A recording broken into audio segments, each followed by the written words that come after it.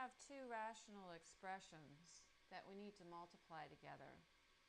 In order to do this, we first have to simplify our rational expressions. So we always want to simplify before multiply.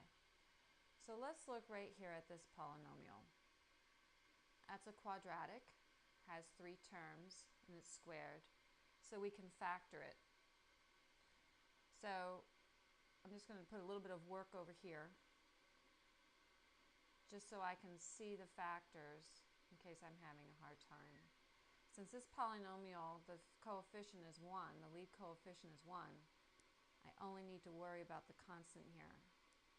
So that makes it easy. So I know that negative 8 times 1 is negative 8, and negative 8 plus 1 is negative 7. So the factor of that first polynomial is x minus 8, x plus 1. There's nothing I can factor out of the 4x cubed, so I'm just going to leave that like that. That's my numerator. Now I look at my denominator. Remember, we always want to factor out the greatest common factor first. So 3x is our greatest common factor. So I factor out 3x, and that leaves me with x minus 8. So that's finished with that term. So let's go ahead and factor this polynomial.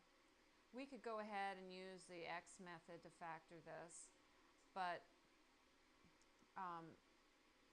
because this is a pattern, we can also recognize the pattern.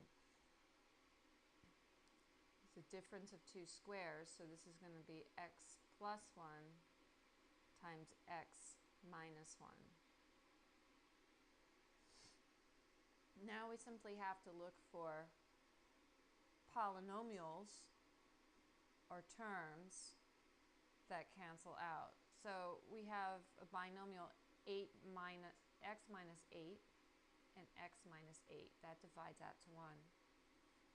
X plus 1, x plus 1. That divides out to 1. We have an x and an x cubed, so that becomes an x squared in the numerator. Can't cancel any more out.